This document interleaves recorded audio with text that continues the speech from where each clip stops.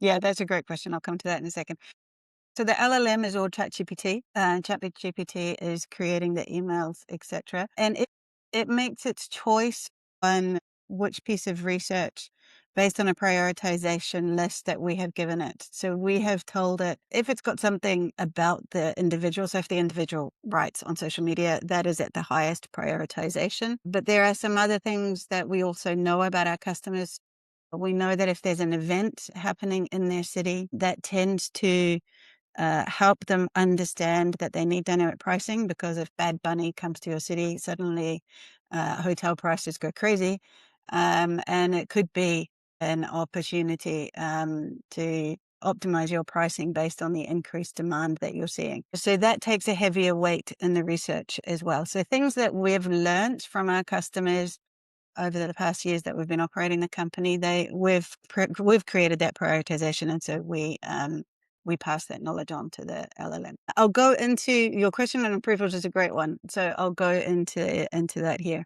To jump into the three challenges, as I said, the first challenge really was that ChatGPT was far too salesy. It really really wanted to get on a call for a start. It was also very liked exclamation marks. In terms of tone of voice, it was very enthusiastic and everything was amazing and awesome, which is not generally how we speak. So we really had to give it a lot of guidance on the tone of voice. And so there was a lot of, it would write an email, would come back, and then would say, okay, not this, but this, a lot of times. And then all of that got inputted into the prompt. So yes, as I say here, there's a lot of telling Sherlock what it can and what it can't say along the way. So you see on the right-hand side, that's part of the prompt. You know, it can say things like start your free trial or take a look or see how it works. But all the things under avoid were things that it tried to do at one point or another. And then our list of things to avoid got longer and longer as we went along.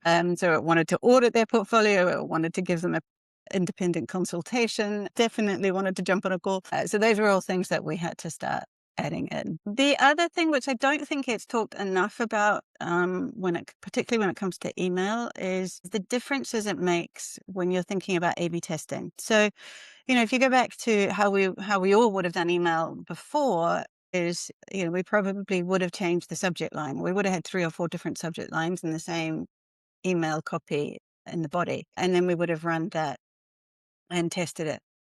But of course, you can't do that when an LLM is creating all of the copy, because all of the subject lines are different.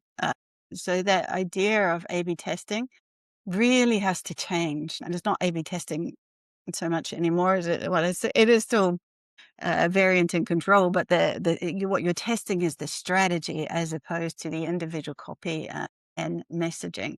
So, you know, one of the things we started testing was the tone. So ChatGPT wanted to be more salesy, so we wanted to be more soft, and so we started allowing it to be more salesy on some and not on others. It tends to want to write longer, and we wanted to write shorter, so that's another thing that we tested.